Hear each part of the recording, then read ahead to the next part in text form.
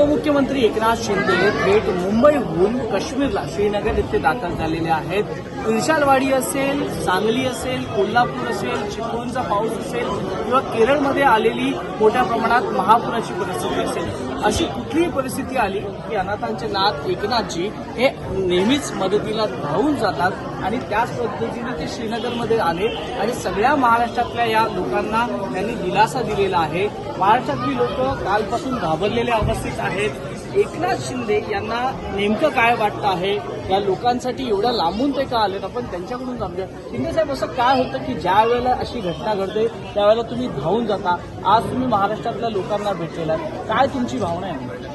मी अनेक लोकांशी फोनवर सकाळी बोललो आणि त्यांची मानसिक जी काय अवस्था पाहिल्यानंतर त्यांना एक मॉरल सपोर्टची आवश्यकता होती आणि मी त्यांना सांगितलं, काळजी करू नका, सर्व व्यवस्थित होईल.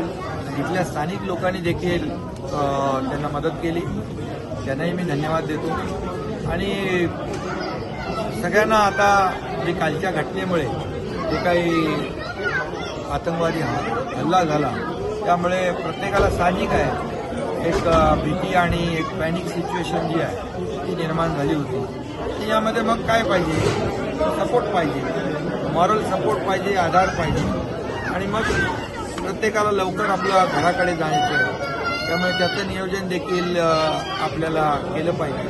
आणि मग ही पहिली बॅच आता जाईल, नंतर आता आणखी ज्या ज्या हॉटेलमध्ये आपले लोक आहेत तुम्ही स्वतः ह्या सर्व लोकांसाठी विशेष विमान केलेले, त्याची नेमकी काय माहिती आहे जरा प्रेक्षकांपर्यंत माहिती पोहोचवा. आणि जे काश्मीरमध्ये आपले काही महाराष्ट्राचे बांधव अडकलेले आहेत, भगिनी अडकले आहेत, त्यांना कशी जाण्याची सोय मिळेल ते देखील आपण सांगा. नाही, यामध्ये काल रात्रीच आपली टीम मी इकडे पाठवली होती. अभिजित दरेकर, राजेश कदम हे लोक कालपासूनच इथं संपर्कात होते आणि ते मला फोन जोडून देत होते. त्यांच्याशी माझं बोलणं सुरू होतं आणि आज पण आमचे गिरीश महाजन आहेत. आणि आता या ठिकाणी एक विमान आहे, त्या विमानामध्ये हे पहिली बॅच जाईल. पहिल्या विमानामध्ये 75 लोक जातील, नंतर दुसरं हे पुन्हा विमान येईल आणि सकाळी एक विमान येईल 190 सीटर त्यामध्ये जातील. ते पुन्हा असं एक 4-5 वेळा मला वाटतं इथले जेवढे लोक आहेत ते लोक आणि परत आपल्या एअर इंडियाची विमान आहे. आता ती त्याची आपण यादी आहे आपल्याकडे आणि जे सर्व लोकांना आपापल्या घरी सुरक्षित पाठवण्याचं काम राज्य सरकार देखील प्रत्येक गोष्टीवर बारीक लक्ष देऊन आहे. सीएम ऑफिसमधून देखील मॉनिटरिंग होत आहे आणि सगळ्यांचीच काळजी आहे. सगळ्यांच्या मनातला प्रश्न होतो, आता सगळ्यांच्या मनात एक आग आहे, डोळ्यात एक राग आहे.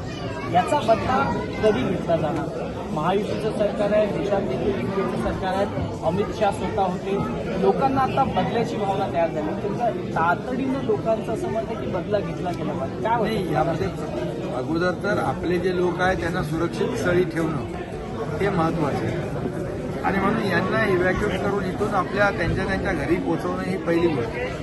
आणि आदरणीय देशाचे प्रधानमंत्री यांनी देखील गांभीर्याने घेतलंय. त्यांनी दौरा विदेशातला होता तो रद्द केला आणि अमित शहा साहेबांना गृहमंत्री त्यांना इकडे पाठवलं.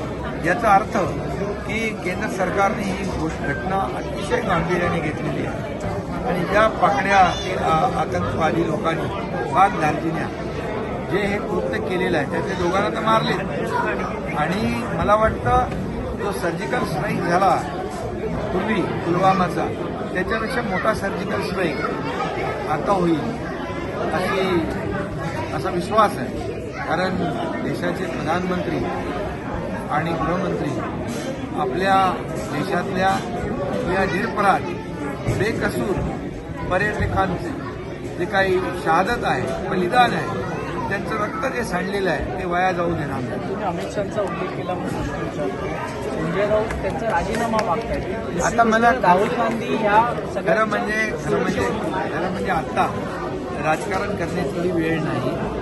राजकीय भाषेच्या ते बघा, त्यांना काय करायचं ते करू द्या, पण आता ही राजकारण करण्याची वेळ नाही. आता हे देशावर हल्ला केलेला आहे हा हल्ला कुठल्या एका व्यक्तीवर नाही, देशावर आहे. आणि त्यामुळे याच्या मागे सगळ्यांनी उभं राहिलं पाहिजे, ताकदीने उभं राहिलं पाहिजे. आता राजकारण नो पॉलिटिक्स असं प्रत्येकाने राजकारण करायला तर करायचं. आणि त्यामुळे आता देशवासियांनी एकत्र या पाकिस्तान असेल, आतंकवादी असतील, यांच्या विरोधामध्ये लढाई देण्याची आवश्यकता आहे. आणि याच्यामध्ये आम्हाला विश्वास आहे की देशाचे प्रधानमंत्री अतिशय खंबीर आहेत आणि गृहमंत्री याचा बदला घेतल्याशिवाय राहणार नाही. इसका जवाब पत्थर से ही मिळेल.